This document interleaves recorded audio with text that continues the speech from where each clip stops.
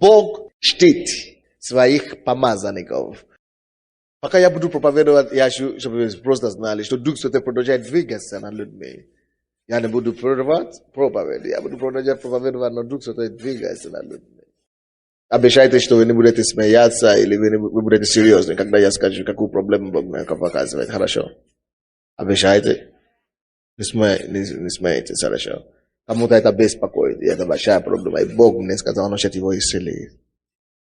Есть человек, у кого проблема и неприятности в заднем проходе. И Господь хочет вас исцелить. А также есть другой человек прямо там, здесь в зале, кого прямо даже сейчас она начала вдруг чувствовать себя плохо, эта женщина. Вы чувствуете у вас кровь, кровотечение.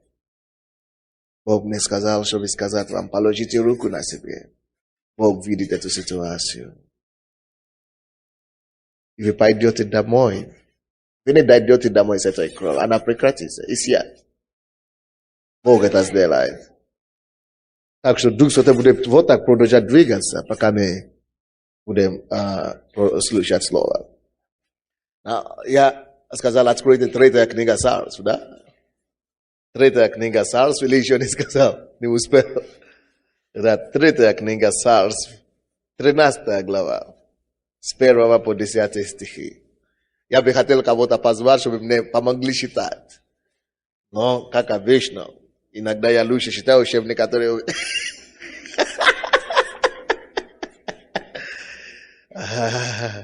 чем некоторые коренных жителей.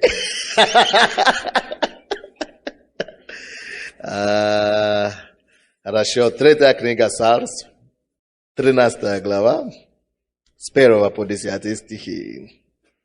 И вот человек Божий пришел из Иудеи по слову Господню в Вифиль в то время, когда Иеровоам стоял у жертвенника, чтобы совершить курение, и произнес к жертвеннику слово Господне, то есть муж Божий человек произнес к жертвеннику слово Господне и сказал: жертвенник, так говорит Господь, вот родится сын дому Давидову, имя ему Иосия, и принесет на тебе в жертву священников высот, совершающий на тебе курение, и человеческие кости сожжет на тебе.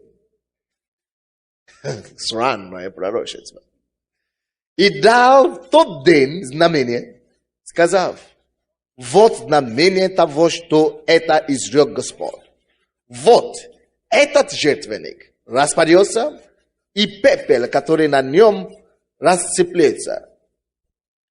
Когда царь услышал слово человека Божия, произнесенное к жертвеннику в Вифиле, то простер Иеровоам, это царь, Иеровоам руку свою от жертвенника, говоря: возьмите его. Он вот так сделал: возьмите его, возьмите этого пророка, возьмите этого мужа Божьего.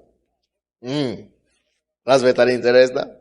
Царь указывая пальцем на Сына Божьего, на мужа Божьего. Возьмите его и одаренела рука его, которую он простер на него. И не мог он, то есть парализовалась рука его. Парализовалась рука его, которую он простер на него. И не мог он поворотить ее к себе. И жертвенник распался, и пепел жертвенника рассыпался по знамению, который дал человек Божий, словом Господним. И сказал царь человеку Божию: умилостиви лицо Господа Бога твоего. Умилостиви лицо Господа Бога твоего, и помолись обо мне, чтобы рука моя могла поворотиться ко мне. І умилостивил человек Божий лицо Господа. И рука царя поворотилась к нему и стала, как прежде. И сказал царь человеку Божию: зайди со мной в дом и подкрепи себя пищей, и я дам тебе подарок.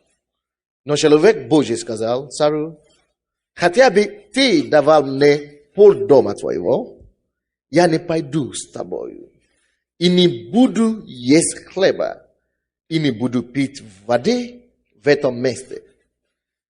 Ибо так заповедано мне словом Господним: не ешь там хлеба, и не пей воды, и не возвращайся той дорогой, которой ты шел. И пошел он другой дорогой, и не пошел обратно той дорогой, которую пришел в эфир. Непонятно, да?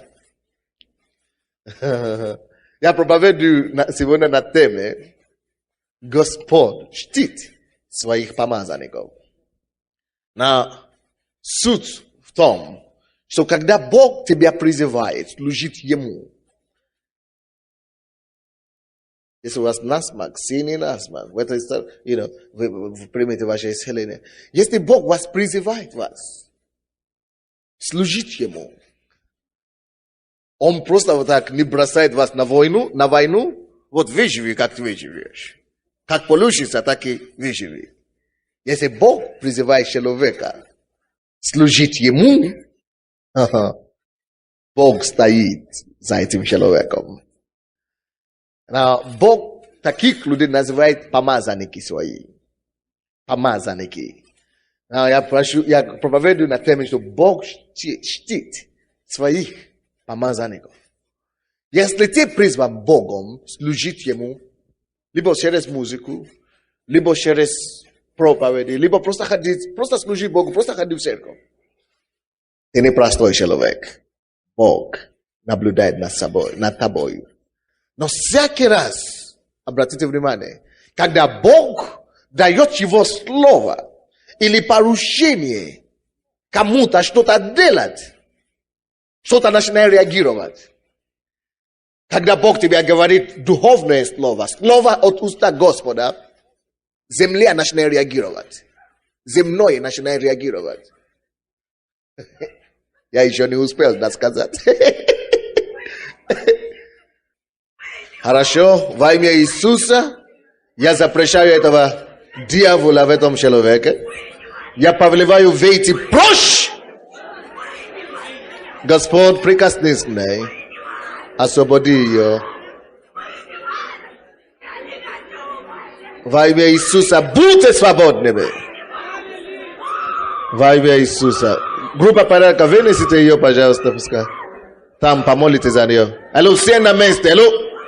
Женщины, вы пришли слушать не человека, который освобождается. Вы меня пришли слушать. Бога пришли слушать. Разве это не хорошо, что есть место, куда люди могут прийти и получить освобождение?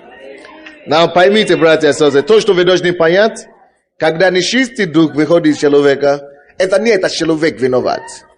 Человек всего лишь жертва. Да? Человек всего лишь жертва. Он не виноват. Он, наоборот, его надо жалеть и помочь этому человеку освободиться. Так что я не хочу, чтобы кто-то смеялся над женщиной и так далее. Слава Богу, что наконец-то. Кто его знает, сколько лет она мучилась этим, да? Но слава Богу, что просто Слово Божье выходит. Запросто. Не надо какие-то курения махать туда-сюда. Не надо кричать. Не. Когда Слово Божье помазанное, выходит, без не устоит. Дьявол не может устоять перед живым Словом Божьим. Особенно если человек, кто проповедует, помазан. Мы не гонимся за весами, но если они придут там, где мы есть, ой-ой-ой, они не выдержат. Амин.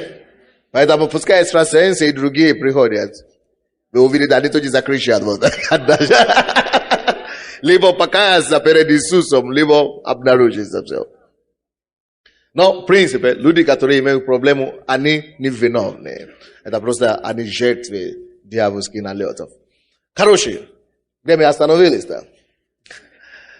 Когда Бог дает Слово Божье идет с неба, земля реагирует.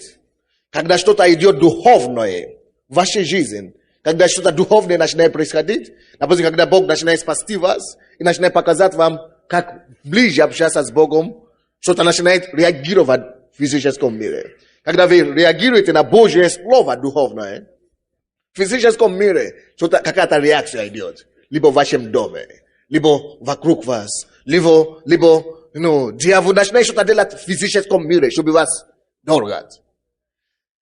Бог послал Слово через этого человека. Он просто пророчествовал, не царю пророчествовал. Он пророчествовал жертвенники. Он высвободил духовную силу. И сила земная, царская сила, царская власть начала реагировать. Почему царская власть, духовная, царская или земная власть начала реагировать? Потому что небесная власть проявилась. Вы слышите, что я говорю? Это вот на практике. Когда здесь высвобождается сила духовная, что-то начинает реагировать в физическом мире. Когда мы говорим слово, молитвы, либо мы молимся, невозможно, чтобы мы приходили здесь, сюда, однажды, чтобы кто-то не получил чудо. Потому что мы говорим Слово Божье. Потому что мы молимся Богу. Когда мы высвобождаем что-то духовная власть, земное реагирует. Либо реактивно, либо агрессивно, либо обычно, чаще всего агрессивно, чаще всего с сопротивлением. Но, в конце концов, они покараются Слову Божьему. Но это то же самое, что здесь случилось. Знай, что когда Бог тебя призывает и посылает на духовное задание, силы, которые окружают тебя, или люди, которые окружают тебя, которые плотские еще, которые земные еще, начинают реагировать, чтобы противодействовать. Не думай, что всякий раз, когда Бог тебе дает какое-то задание сделать, ты скажешь: это Бог мне дал, не будет проблем. Слушай, именно тогда, когда Бог тебя призывает что-то сделать, именно тогда больше всего неприятностей. Аминь. Это хороший пример, наша церковь. Правильно? Вроде бы такую церковь, действительно, где-то в других странах, такую церковь государство спонсирует. А тут какой-то негр пришел, надо его выгнать вон. Потому что духовная власть высвободилась, земная реагирует. Если бы мы ничего не делали, если бы мы были такие слабенькие, люди бы не приходили, какой? Никто бы не обращал внимания. Тем больше духовная сила высвобождается, тем больше духовное повеление, духовные задачи ты выполняешь, тем больше реакций земных низей. И этот муж Божий был послан Богом. Он имел слово Господне. И он пришел с милостью и дерзновением от Господа. Он пришел и вошел прямо в жертвенник. Он не боялся, что там царь. Он знал, что он получит слово от небесного царя. Он не боялся физические и земные проявления. Слушай, когда ты призван Богом, ты должен рассудить между собой, что выше для себя физическое проявление и реакции или небесное порушение. Вот это пророк знает, что он должен, несмотря на то, что физическая власть, несмотря на то, что физическая, князь или царь скажет, он знает, что Божье порушение превыше для него. Его могли убить, но он говорит: я пойду все равно. И он пошел перед царем. Царь только что принес жертву на этом жертвеннике. Но он пошел именем Господа. Так говорит Господь: этот жертвенник разрушится. И так далее. Я вам расскажу предусловие. Дело в том, что как раз до этого случая в Израиле царил Соломон. Вы знакомы с Соломоном. Он был хорошим царем. Но в конце его дней он отступил от Бога. Он начал жениться на много жен. Кто из вас знает, сколько жен было у Соломона? 700. А заложниц сколько? 1000. 300 жен и 700 наложниц. Получается 1000 все вместе. Женщин. Unawabila 300 zakoni John, i 700 nalożny, to jest padrugi, to jest niezakonni. Nieważne, naоборот, или так. Но, тысячу все вместе взяты. Вы представляете себе? У него была мудрость от Бога. Но слушай, когда у тебя мудрость и сила от Господа, научись разумно потреблять их. Если ты будешь использовать, у него была популярность, но он использовал свою популярность, чтобы себя женщин набирать. Это не к чему Бог нас призвал. Если женщины приходят к тебе и проповедуют имя Иисуса, они спасутся и идут с тобой на небо. Но не женись на всех подряд. Да, это другая проповедь. Короче, он отошел от Бога в конце его дней. Он женился на всех подряд.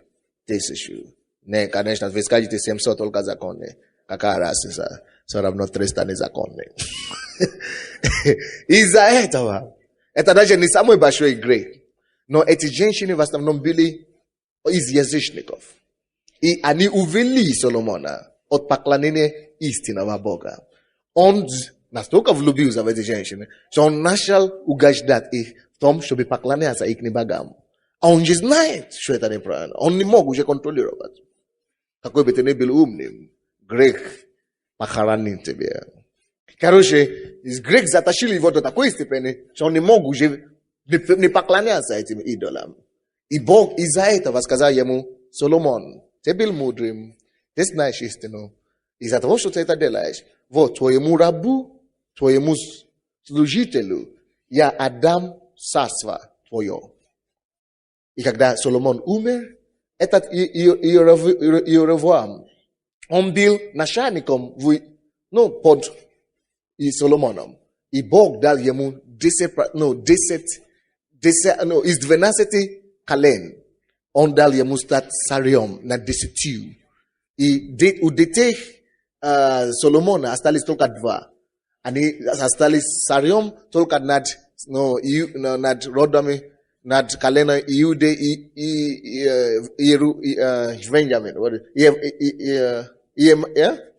Вениамином. Только над 2 родами они были царями. А 10 из 12 перешло к его рабу. Представляете себе такое?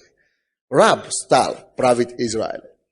Но Бог предупредил этому Иеровоаму, этому рабу, и сказал, что я тебе возвещаю, потому что ты был верным, когда ты служил Соломону. Теперь я тебе говорю, пожалуйста, не повтори ошибку твоего господина. Его ошибка, почему я от него отнял 10 царств, потому что он служил другим идолам, другим богам. Пожалуйста, не повторяй его ошибку. Не иди служи другим богам. Но когда этот Иеровоам начал служить, начал царствовать, он тоже начал делать именно то, о чем предупредил его Бог. Он начал служить и сам даже строил жертвенники для чужих богов. И Бог вспомнил его слово и предупреждение ему, послал мужа Божьего. И сказал: муж Божий, я уже предупредил этому царю, я сказал ему, именно по этой ошибке царство перешло от Соломона в его руки. Пускай он не повторяет эту ошибку. И он все-таки сделал то, что я ему сказал не сделать. Не поклоняйся другому идолу, кроме меня, я есть истинный Бог. Но он не послушался. Он говорит: иди пророчествуй. Потому что они наполнили храм Божий служителями, священниками Ваала. То есть вместо Божьих помазанников, вместо Божьих служителей, они наполнили дом Божий, знаете, этими служителями идолов. То есть в церкви теперь не находятся, в храме теперь не Божьи левиты находятся служители Ваала. И Бог поставил этого пророка, говорит: прими слово от меня, иди пророчествуй этому жертвеннику, именно жертвенник, этому алтарю, что придет время, жертвенник, на тебе принесут в жертву не козла и овны, как сейчас делают. Это козла и овны, которые они приносят другим богам. Но на этом жертвеннике буду принесены люди, которые вот сейчас, жертву иным богам, в моем храме, и они, их мы будем приносить в жертву. То есть он говорит, что придет день, родится сын, его назовут Иосия, и он принесет в жертву на этом жертвеннике живых людей. Он принесет на жертву именно эти служители Ваала. И кость, и кровь будет принесено в жертву сюда. Вот то, что он говорит тут. Вы поняли, да? 2 и 3 стихи. Это то, что говорит. И когда царь, он это говорил, как бы царь здесь стоял, и он пришел как муж Божий, и он не говорил царю, он говорил беззаконнику, он говорил жертвеннику. Какой это стих? 2 стих. И произнес к жертвеннику слово Господне. Видите, это слово Господне было к жертвеннику. И сказал, жертвенник, так говорит Господь. Вот родится сын дому Давидову, имя ему Иосия, и принесет на тебе жертву священников высот. Видите как? Совершающий на тебе курение, и человеческие кости сожжет на тебе. Он говорит, что эти священники, которые приносят курение чужому Богу и идолам, вот, они будут принесены в жертву. И кости их будут сожжены. Вы поняли, да? Что это значит? Это значит Божий суд. Божий суд над этим жертвенником. Но это же Иеровоам, он был там, царь, и он понимал, о чем речь. Когда он услышал это, он знал, что это Божий суд пришел. И он, как земная сила, но кто ты такой? Пророк называет себя, да? Чего ты передо мной ты пророчествуешь? И он указал пальцем на этого пророка и говорит, возьмите его, чтобы разбираться с ним. И как только что он дал приказ, возьмите его. Догадываетесь, что случилось? А? Рука его не могла, парализовалась, онемелась. Он не мог даже согнуть обратно. И он начал просить мужа Божьего, пожалуйста, помилуй меня. Now, теперь я еще раз говорю вам, о чем проповедь. Бог чтит своих помазанников. Теперь вы уже поняли, почему такое название. Этот человек мог бы бояться и говорить, Господь, он же меня убьет. Но он же разберется со мной. Ну кто я? Я простой проповедник. А он сам. У него армия, послушай. У него не только армия, но вся страна у него. Он же меня убьет. Бог это не позволяет. Бог чтит своих помазанников. Бог чтит своих помазанников. И он хотел руку наложить на Божьего помазанника. Слушай, если ты призван Богом, если Бог посылает тебя сделать его работу, никогда не переживай. Никогда не волноваться. О, что со мной будет? Дьявол меня убьет. Люди меня забьют. Или у меня не хватит финансов. Или у меня чего-то нету. Или кто-то у меня враги. Или у меня бабки задавят. Или кто-то, Порше наложат на меня. О, я не могу. Слушай, если ты призван Богом, просто знай, что ты служишь Богу. Просто знай, что твое слово, которое ты имеешь, которое ты проповедуешь, которое ты провозглашаешь, это слово Господне. Ты делаешь то, что Бог говорит. И Бог берет ответственность за тебя. Кто-то скажет, а почему Бог позволяет некоторым служителям Божьим умереть или погибать, или Он не защищает их? Если их время пришло к концу, если их время пришло, это другое дело. Но твое время еще не пришло. Ты должен верить Богу, что Он тебя защитит. Амин. Давайте откроем другое место Писания. Я подтвержу вам то, что я говорю. Аллилуйя. Так, Псалом 27. 27 Псалом. Псалом 27. 8 стих. Господь крепость народа своего и спасительная защита помазанника своего. Бог ждет своих помазанников.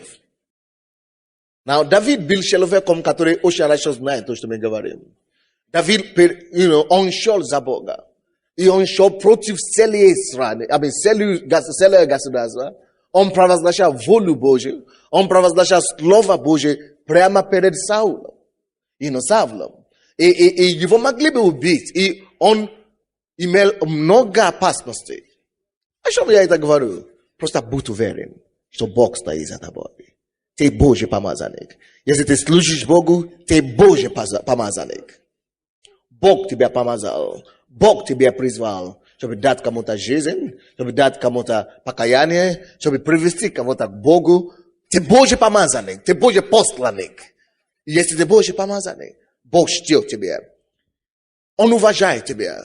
Ты не просто какая-то простая Марина или Надежда где-то в угле, непонятно, неизвестная. Бог чтит тебя. Бог уважает тебя. Бог уважает призыв и поручение, которое Он тебе дает. Бог уважает тебя как носителя этого поручения, этого задания, этой задачи. Слушай, ты Божья слуга. Стань, сделай Божью работу смелостью. Пока твое время не закончится, пока Бог тебя не направит куда-то другое, никто тебя не прикоснется. Он протрет свою руку. Но Бог ему не дал возвращать эту руку. Почему? Потому что Бог в контроле. Бог тебя послал. И любой человек, кто будет пытаться простирать свою руку, просто скажи Богу: Господь, посмотри на эту руку. Ты меня послал. И догадывайся, что будет с этой рукой. 27 глава, 8 стих. Господь крепость. Давид, он был в таких ситуациях. И когда у него были такие ситуации, он говорит: Господь, ты крепость народа своего. И спасительная защита помазанника твоего. Он спасительная защита. Слушай, для тебя Бог есть защитная защита. Спасительная защита. Спасительная защита. Как такое-то редкое сочетание слова. Но это просто говорит нам, насколько одно сильное. Спасительная защита. Он не только защитит тебя, Он спасет тебя. Вообще не переживай, не опасайся за свою жизнь, если ты следуешь за Иисусом. Ты помазанник Божий. Ты Божий служитель. Ты Божья рука на тебе. Ты известен в небе. Ты известен не только на небе, конечно. Ты известен еще и в раю, и еще в аду. Ад тебя тоже знает. И ад, конечно, тебя не любит. Но есть Бог, который сильнее, чем дьявола. Он сильнее ада. И Он есть твоя спасительная защита. Господь, ты крепость наша. Ты спасительная защита нашей церкви. Потому что мы провозглашаем Твое Слово. Давид в курсе этого дела. И вы знаете, что Бог делал? Он всегда спасал его. Аминь. Откройте 19 глава. 19 глава. Псалом 19. 7 стиха по 9. 7 по 9 стихи. Ныне познал я. Братья и сестры, почему Давид говорит, что ныне познал я? Если бы Бог не пропустил его через такие ситуации, он бы не познал. Слушайте, братья и сестры, есть ситуации, которые Бог допустит, чтобы мы прошли. Через чего Он допустит, чтобы мы пройдем, чтобы мы прошли. Есть какие-то испытания, есть какие-то угрозы, есть какие-то проблемы, какие-то атаки, через которые Он допустит, чтобы ты прошел. Почему Он допускает это? Потому что если бы Он не допустил, мы бы не познали Его. Мы бы не познали, что это все Слово, Его истина. Мы бы не познали, что Его Слово утверждено на небесах. Допустим, если бы этот пророк Божий не пошел делать то, что Бог ему сказал делать, если бы Бог ему не позволил пережить эту угрозу. Да, была угроза. Но почему Бог его не уберег от этого? Потому что надо было, чтобы он прошел, и чтобы он сам убедился, что он служит верному Богу.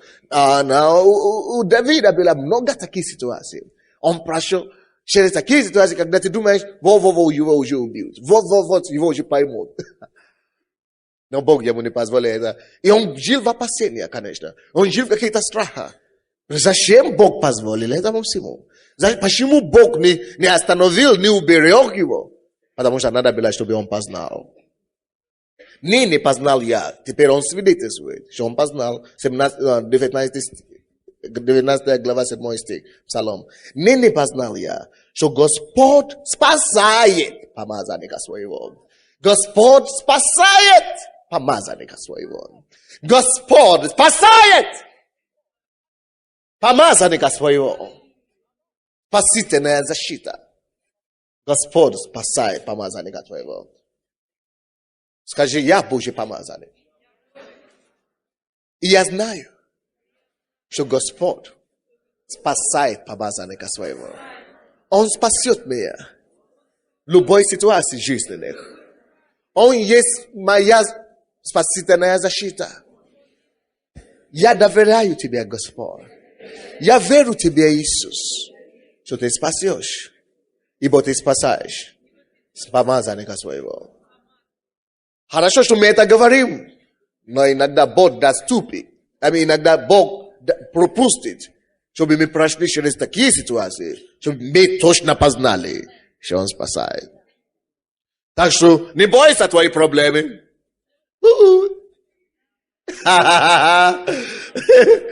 Не бойся твои угрозы всякие, которые бывают. Отвращаю тебя, посмотри, какой у тебя диагноз, не скажу. Посмотри, у тебя вообще будущности не будет. Ты уже не выйди замуж, допустим. Или у тебя не будет ребенка. Посмотри, тебе все. Бог допустил, чтобы ты прошел эту ситуацию, чтобы ты знал, как Бог спасает. Не познал я, что Господь спасает помазанника своего. Откуда он познал? Потому что действительно Бог его спас. Потому что действительно он прошел через такие ситуации, которые только Бог одни может спасти. Поэтому, может быть, у тебя как раз эта ситуация сейчас. Потому что Бог хочет, чтобы ты убедился, что он не просто вот так пишет это здесь. А он хочет, чтобы ты убедился в том, что действительно, это не теория, что действительно он спасает помазанника своего. Но тут это Давид говорит, что я познал. В следующий раз Бог хочет, чтобы ты уже говорил, что я познал тоже, как Давид, что Бог спасает помазанника своего. Но отвечать ему со святых небес своих, могуществом спасающей десницы своей, иные колесницами спасаются, иные конями спасаются, а мы именем Господа, Бога нашего, хвалимся. Иные хвалятся, посмотри, какие у меня связи там, посмотри, какие у меня силы. No? Я вам скажу, у Ровоама, у этого царя, который рука, двигается, у него было действительно чем хвастаться. За ним стояла власть, земная власть. Но знаешь, что если даже любая земная власть, колесницы или конями, стоит за твоими врагами, есть то, что стоит за тобой. Божья, небесная, духовный авторитет, духовная власть. Он стоит за тобой. Он подкрепляет тебя. Вы слушаете меня? Иными хвалятся конями, иными колесницами, то есть физически. Видите, копьем или копьями говорят? Копьями. Вот копье это физическое оружие. Колесница это физическое оружие. Есть люди, которые говорят, вот у меня столько денег там, я тебя забил. Вот у меня столько связи там, вот у меня столько того, столько другого. Физическими вещами люди хвалятся. Но ты другой. У тебя есть сила, у тебя есть деньги, но ты не хвалишься этим. У тебя есть связи, но ты не хвалишься этим. У тебя есть, может быть, колесница и копье, но ты не хвалишься этим. Мы хвалимся, гордимся только Господом Богом нашим. Аминь. Мы хвалимся Господом Богом нашим. Я знаю, что Бог мой за мной. И Он моя спасительная защита. Надежный щит. Разве это не прекрасно? Я думаю, это здорово. Аминь. Они поколебались. Эти, которые полагались на копье и на колесницы, они поколебались и пали. А мы стали и стоим прямо. О, махалама, сикабая. Мы стали и стоим прямо. У нас нет причины сомневаться. У нас нет причины унываться. У нас нет причины подать панику. Мы верим Богу до конца. Если Он спасет нас, то мы будем славить Его. А как эти люди сказали, если Он не спасет нас, все равно будем славить Его. А Он спасает уповающихся на Него. Аминь. Он спасает. Он Бог штущий, да? Штущий помазанников своего. Он не помазывает и бросает тебя на войну одному. Что на битву одному, что выживи как хочешь. Умери на войне или на фронте, или выживи, что сделай, что хочешь. Он спасет. О, Господь, мы верим в Тебя. Ты наша спасительная защита. Мы абсолютно уверены в Твоем Слове. Пошли нам Твою защиту. Каждому. От наших врагов. От тех, которые грожают нас. От тех, которые полагаются на колесницы и копье. Мы благодарим Тебя, что мы можем на Тебя полагаться. И Тобой хвалиться. Аллилуйя. Аминь. Разве это не классно? Я думаю, это здорово. Дай Богу аплодисмент.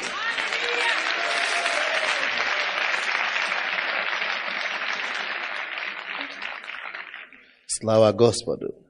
Псалом 105, 104. Вы помните историю с этим Моисеем? Моисей убежал от фараона. Это вообще интересно. Потому что его разыскивали за убийством. Он убил человека. А в любой стране тогда еще, тем более, за убийство. Это не сейчас, что Евросоюз ставит условия, не убивайте. Но за убийством всегда тебя тоже должны убить. Моисей совершил такое самое тяжелое убийство. Он убил человека. И он убил не просто простого человека, он убил египтяна. И царь, фараон, положил ему смертный приговор. Он убежал в стране, чтобы обезопасить свою голову. Это когда он был сам по себе. Но когда слово Господне пришло к нему, Бог дал ему поручение. Он стал Божьим помазанником. А Божий помазанников, вы уже знаете, Бог щит. Когда он был один сам по себе, Бог ему не дал слова, не велел защита ему. Он убежал вообще из страны. Но там, откуда он был в изгнании, там, где он был в побеге, Бог пришел к нему, дал ему его слово. Говорит, что теперь ты убежал от фараона. Я даю тебе теперь мое слово. Иди теперь к этому же фараону, от которого ты убегаешь. И скажи ему, так говорит Господь. Конечно, вы представляете себе, если бы были на месте Моисея, вы бы сказали, Боже мой, Господь, я что, дурак? Я никогда в жизни. Человек ищет меня, ну за убийство разыскивают. А ты говоришь, чтобы именно к нему шел. Ты Господу даешь. Бог может такие фокусы делать. Потому что он знает, что если ты уже его помазанник, да, тебя разыскивал за убийство. Но теперь ты идет фараон не просто как Моисей. Ты теперь идешь моим словом. А Бог есть защитная, спасительная защита своих помазанников. Бог ждет. Ты идешь теперь не просто один. Ты идешь со мной. Ты идешь с моим присутствием. Ты идешь с небом. Ты идешь небесным воинством. Даже эти люди, кому ты идешь, они ищут тебя за убийство. Но когда ты появишься у них, я знаю, что сделать. Что сделаю. Я решу это дело. Возложи это на меня, потому что я теперь посылаю тебя. Ты теперь мой помазанник. Так что ты не один уже. Помните ситуацию, и Бог его спас. Он представился перед фараоном. Представляете, фараон забыл, что он убийц. Ну, может быть, не забил, но, короче, ничего не мог делать. Помните историю с Илия и Ахав, и как его зовут? Царь Ахав. Его тоже искали, потому что он прекратил дождь, чтобы не было дождя. Его вообще хотели убить, потому что он убил этих 400 пророков Ваала. Его уже разыскивали. Бог говорит ему, пойди в город теперь. На встречу этого самого. Слушай, Бог чтит своих помазанников. Псалом 104. Ты Божий помазанник, ты должен это знать. Кого Бог чтит? Тебя и меня. Бог чтит нас. 104 псалом. Кто-нибудь нашел, не? 14, по-моему, 13 стиха. 13 по 15 стихи. И переходили от народа к народу, то есть дети Божьи, израильтяне, переходили от народа к народу, из царства к иному племену. Никому Бог не позволял обижать их и возбранял о них царям. Не прикасайтесь помазанием моим, и пророкам моим не делайте зло. Вот какая защита Бог ставит. Он говорит, эти люди будут ходить по народам. Они будут переходить от племена к племенам, от народа к народам. Но Бог постановил одно постановление. Не прикасайтесь помазанием моим. Не прикасайтесь помазанием моим. И пророкам моим не делайте зла. Никакое зло. Дьявол знает эту инструкцию от Бога. Кто-то, конечно, может попробовать это делать. Но не забудьте о засохшую руку. Кто-то может пытаться это делать. Не забудьте о засохшей руке. Бог постановил. Если это человек мой. Слушай, музыканты. Вы пришли к Богу сейчас. Боже мой. Никто вас не остановит. Дорога начинает открываться. То есть просто милость Божия. Вы начинаете идти, как Божий помазанник. Если вы работаете врачом или кем угодно, вы начинаете идти в Божьем присутствии. Вообще, если вы вообще есть врач, если врач есть в нашей церкви сегодня, подойдите к сестре Софии в конце служения. Если вы учитель, или если вы, или бизнесмен, то бы вы не были, и вы работаете осознанно. Вы знаете, что вы дитё Божие, вы как служитель Господа. Вы работаете во славу Господа. Бог идет с вами. И Он говорит, не прикасайтесь помазанием моим. И пророкам моим не делайте зла. Это инструкция не для нас, но для них. Он возбранял царям. Он запрещает даже царям ради них. Пускай тебя обижают, пускай. Просто отдай это дело Богу. Благодари Бога за них. Просто отдай их Богу. А это Бог дал инструкцию. Пускай Он постоит за себя. Амин. Так что ты важный человек. Алло. Вы важные люди. Ты важный человек. Ты Божий помазанник. Ты служишь Богу. Вот настолько Бог стоит за тобой. Разве это не классно? Бог стоит, чтобы защитить, чтобы утвердить, и чтобы ты не пал по срамлению. И мы не попадем по срамлению. Амин. Мы не упадем по срамлению. Божья защита над нами. Бог уж почтит свое слово, почтит свое слово, почтит своих помазанников. Бог почтит нас, потому что мы служим Ему. Мы Его помазанники. Я быстро заканчиваю. Посмотрите, что случилось. Сбилось ли это пророчество этого Сына Божьего, мужа Божьего или нет? 4 книга Царств, 4 книга Царств, 23 глава. 4 книга Царств, 23 глава, 15 по 20 стихи. Также и жертвенник, который в Вефеле. Вы помните, где это жертвенник был? В Вефеле. Именно тот же самый жертвенник. Вы нашли, нет? 4 книга Царств, 23, 15 стиха. w tym, że wesele. Także żetweny, które wesele, wysatu ustраённую Иеровоамом, вы помните, это он тот же самый Сар, сыном Наватовым, который ввел Израиля в грех, Также и жертвенник тот, и высоту он разрушил, то есть разрушил этот новый Сар, и сжег эту высоту, стер в прах, и сжег Дубраву. И взглянул Иосия. То же самое, это после 300 лет. После этого пророчества. После 300 лет. После 300 лет. 300 лет. 300 лет.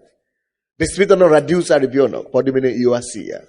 И он начал царствовать, когда ему было 8 лет. Да? 8 лет.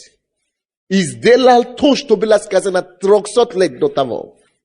Когда мы говорим здесь вещи, есть некоторые из них, которые должны сбиваться прямо сейчас. А есть некоторые из них, которые сбудутся в Божье время.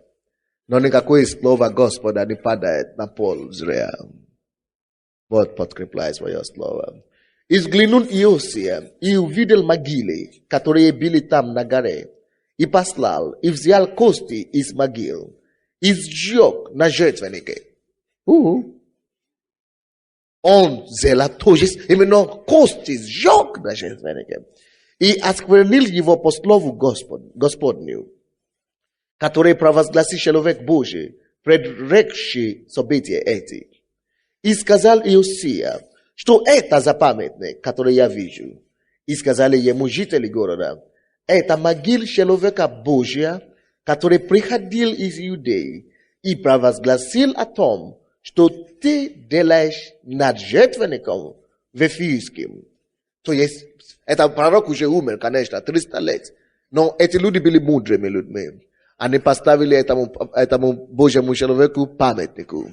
И когда этот Иосия, который стал царем и исполнил это пророчество, уже вырос, он увидел, что за жертвенник. Он нашел только, что этот жертвенник. Это было забитое место, забитый жертвенник. Но он просто стал царем, и они нашли этот город. И нашли именно этот жертвенник. И нашли, где похоронили этого Божьего. И когда он нашел кости этих людей, которые уже жертвовали там, они уже умерли. Он принес их кости, принес жертву Богу, а потом увидел еще одну жертвенник там. Говорит, это же тоже не те же самые служители дьяволу. Он говорит, нет, вот этот жертвенник, этот могил и памятник того пророка, который изрек, который пророчествовал это, что ты сделаешь. И сказал он, 18 стих, оставьте его в покое, потому что он же поднимал другие кости и сжег их. Но этого он говорит, оставьте его в покое, никто не трогает кости его. И сохранили кости его, и кости пророка, который приходил из Самарии. Также и все капища высот, и в городах самарийских, которые построили цари израильские, прогневаясь Господа, разрушил Иосия. Все то, что они построили, Иосия разрушил. И сделал с ними то же, что сделал в Вифиле. И заколол всех жрецов высот, которые там были, на жертвенниках, и сожег кости человеческие на них, и возвратился в Иерусалим. Избило слово Господне. На чем речь? Бог подтверждает слово его помазанника, но больше того, Бог чтит его помазанника. Мы видим двух способов, как Бог пошел, чтить своего помазанника, или прошедшее время, прошедшее время. Почтил, Вы видели два способа здесь, как Бог почтил этого помазанника. Он почтил его во-первых, когда он защитил его от физического нападения. Второй, он почтил его, когда его слово исполнилось.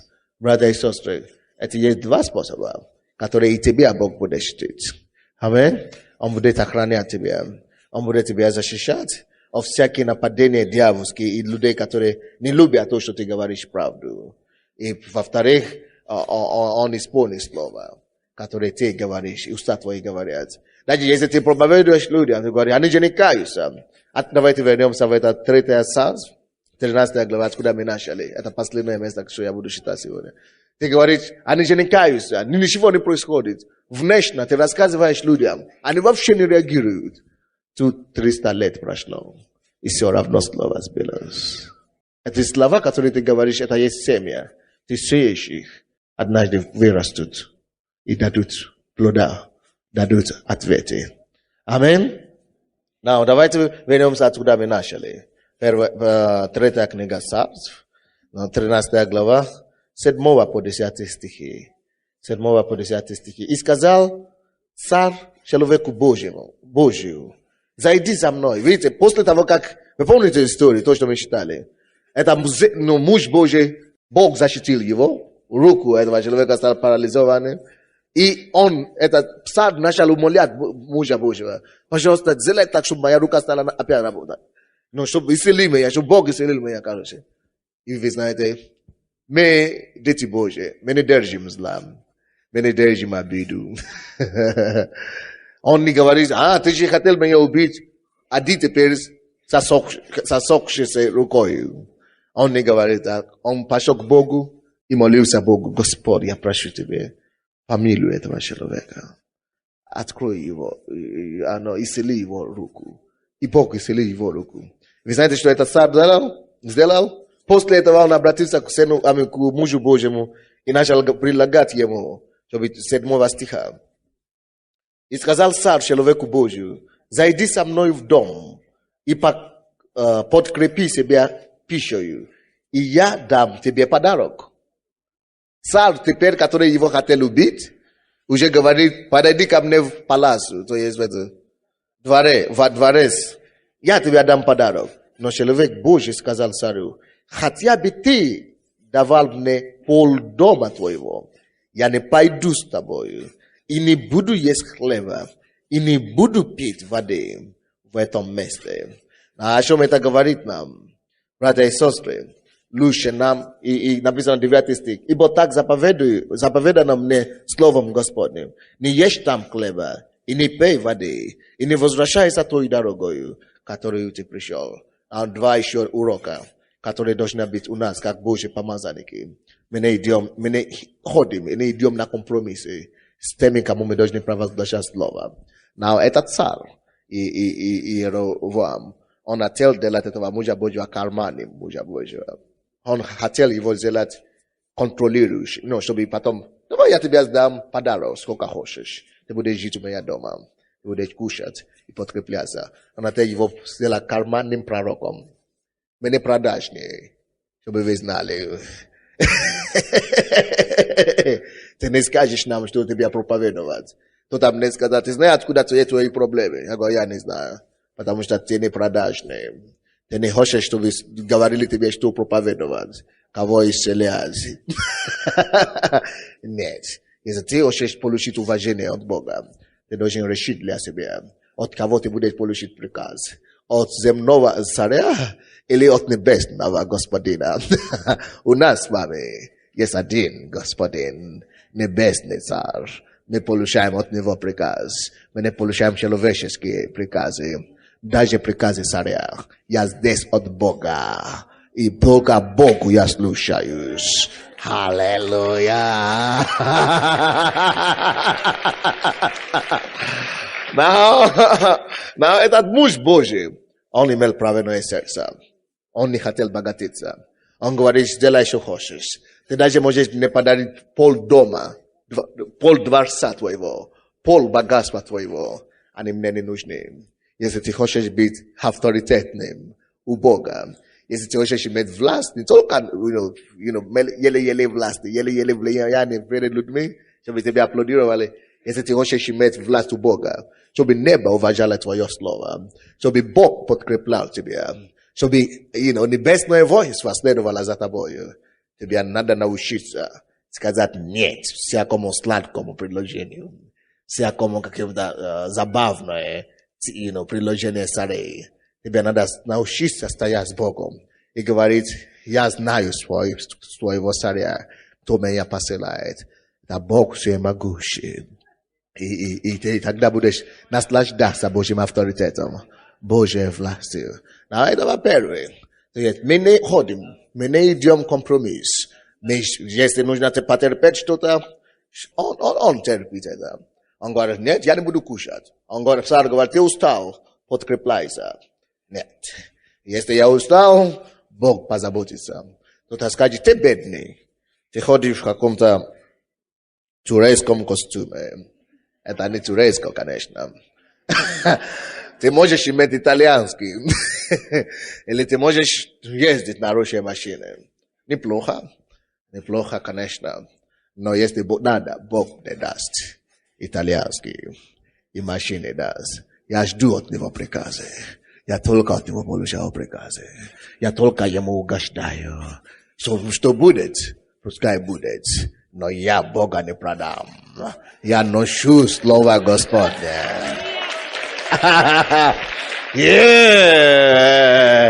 Да, это первый урок. Второй урок. Он говорит, я не хочу даже зайти к тебе домой. Я хочу идти лучше в той дорогой, откуда я пришел. Братья, напиши себе это. Лучше, чтобы мы жили в пустынях. Там, где нету воды. И там, где нету пищи. Лучше жить в пустыне с Богом, чем жить во дворца с царями. Жизнь без Бога – это ад. Я знаю людей, которые говорят, я хочу уехать в Америку. Я хочу уехать в Америку. Они уехали в Америку. Хорошо. Их желание сбылось. Но в Америке теперь опять и плачут. Куда мне дальше ехать? Тебе уже некуда ехать. Это самая богатая страна в мире. Слушайте. В Америке без Бога это ад. На Украине без Бога это ад. Но на Украине с Богом лучше, чем в Америке без Бога. Вы должны это знать. Это то, что который этот пророк говорит. У тебя красивый дворец, царь, я это знаю. Но ты царь. У тебя вообще лучший дворец. У тебя все уюты там есть. Но у меня есть пустыня. У меня есть место, где я могу слышать голос Божий. Есть некоторые условия человеческих, которые тебе с земли власти от тебя задавить и поставить тебя под контролем. Сделай вот так, сделай вот так. Ты должен делать только как мы хотим. Когда ты войдешь в эти ограничения, сила Божья перестанет действовать в твоей жизни.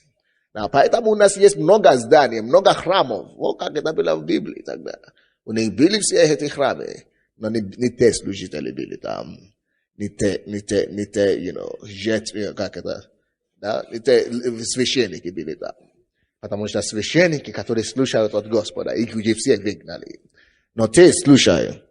Если ты хочешь быть как этот муж Божий, который пришел с Словом Богом, ты должен просто сознательно принять решение. Я буду угодить Богу. Я буду. Когда я принял Иисуса, мой папа говорит, почему ты ушел из моей церкви, из нашей церкви, вы знаете, нашей официальной церкви. Чего ты ушел в эту церковь? Ты позор мне. Все меня знают здесь. Наше имя здесь большое имя. Они сразу все скажут, мой сын пошел в эту церковь. И Бог, он мне говорит, выбери между моим домом и твоей церковью. Я говорю, между моей фамилией и твоим Богом. Я говорю, хорошо. У меня была конфуз большая. Некуда идти. Но я сразу понял, что мне нужно быть Богом. Лучше, чем просто быть фамилией отца. Я остался с Богом. И он потом принял меня домой, конечно, простил. Но теперь он сам служит Богу, как я. Он благодарит мне за то, что я тогда устоял, за то, что благодаря мне он пришел к Богу. Но есть многие силы. Когда Бог дает тебе поручение, земля реагирует. Когда духовная сила идет, земная реагирует. Но есть многие силы вокруг тебя. Есть многие какие давления вокруг тебя. Есть многие физические и земные, которые будут стараться контролировать тебя. Которые будут стараться ставить тебя в какой-то клетке или каком-то, как мы говорим, каком-то угле, сделай то, что мы говорим, будь как мы. Но ты можешь быть как они и жить во дворце царя Иеровоама. Но ты можешь плевать на их предложение. Ты можешь сказать, нет, я буду с Богом. Я хочу быть с Богом. Я хочу годить Богу. Я хочу слышать лучше Его голос. Вот я буду жить в пустыне. И ты тогда останешься с Богом. Его сила останется с собой. Его почтение останется с собой. Его власть останется с собой. Его воинство небесное останется с собой. Его авторитет будет сопровождать и подкреплять твои слова. Вот это то, что мы хотим. И ты останешься Божий помазанник. И поэтому мы хотим остаться Божьими помазанниками.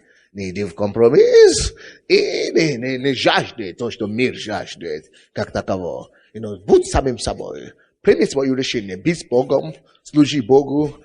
Будут разные реакции на земле. В физическом мире и земном измерении. Но Бог всегда будет с тобой.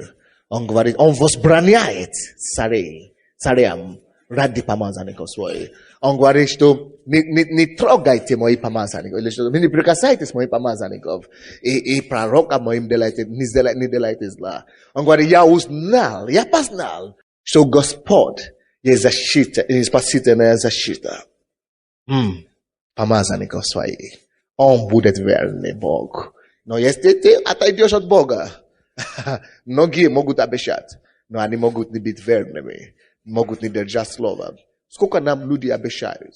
Сколько людей нам обещают? Сделай то, сделай другое. Сколько нас и подводят. Один Бог может тебя гарантировать. Он один может сказать и не подвести тебе. Он один может быть опорой и крепостью. Там, где другие качаются и подводят. Ты можешь полагаться на Него. И Он будет твоя спасительная защита. И Он чтит помазанников своих. Давайте поднимемся и скажем, Господь, я хочу быть Твоим помазанным. Я хочу служить Тебе. Помоги мне, Господь, стоять за Твою правду. Помоги мне, Господь, следовать за Тобою. Помоги мне, Господь, служить Тебе. Помоги мне, Господь, нести Твое Слово. О, Мабабаси, Кетерия, Махая. О, Боже, я прошу Тебе. Помоги мне, Боже, быть верным. О, когда земля реагирует, когда физический мир реагирует, помоги мне, Боже. О, стоять за Твою истину. Стоять за Твою правду. О, Господь, я жду Твое почтение. Я жду Твое почтение. Я жду Твое слово. Я верю Тебе, Господь, что Ты верный Бог. Аллилуйя. Аллилуйя. Молитесь Господу. Посвяти свою жизнь Богу. Я хочу быть верным Тебе, Господь. Я хочу быть верным Тебе.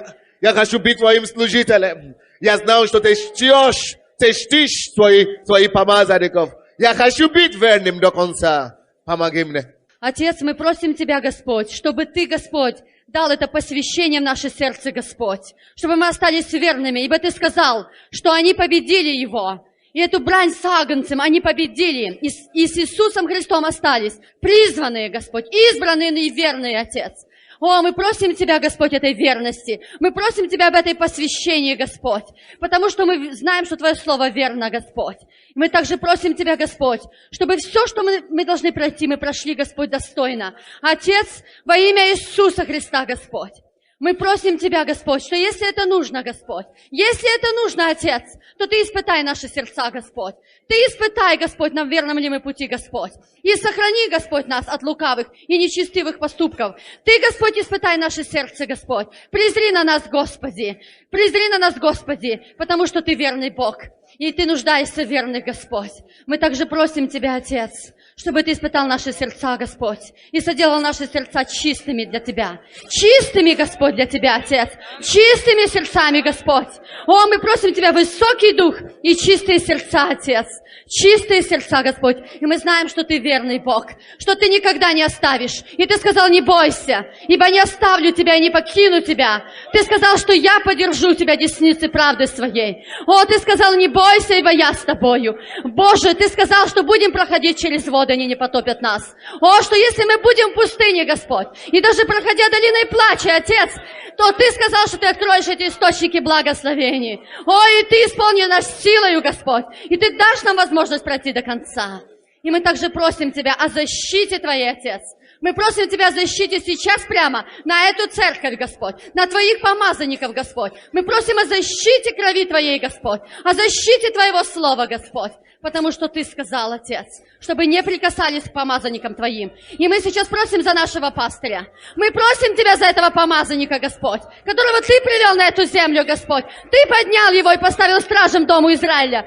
Ты поставил его, Господь, о, как стража на башне. Ты нашел этого человека и поставил в проломе за эту землю. О, Дух Святой, Господь, Ты привел его, Отец. Это Твоя волеизъявление, Боже. И мы просим Тебя, Господь, чтобы Ты защищал его, чтобы Ты хранил его, как зеницу ока, Господь, чтобы Ты тенью руки укрывал его, Боже. О, мы просим Тебя согласно Твоего слова. И Ты сказал, не прикасайтесь к помазанникам моим, и пророкам моим не делайте зла, Господь. И мы высвобождаем это слово на жизнь того человека, которого Ты поставил. Он Твой раб, и Ты его ротоборец, Господь.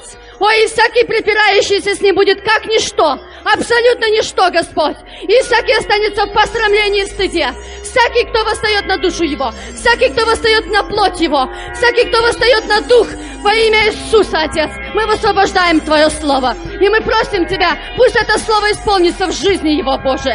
Пусть это Слово исполнится. Мы просто призываем Твое Слово и могущество Твоего Духа, Господь, на него, на его жизнь. Боже, и мы также, Господь, просим Тебя, чтобы Твоя защита, потому что он живет под сенью Твоей, Господь, и под мышцей Твоей, Господь. Он покоится.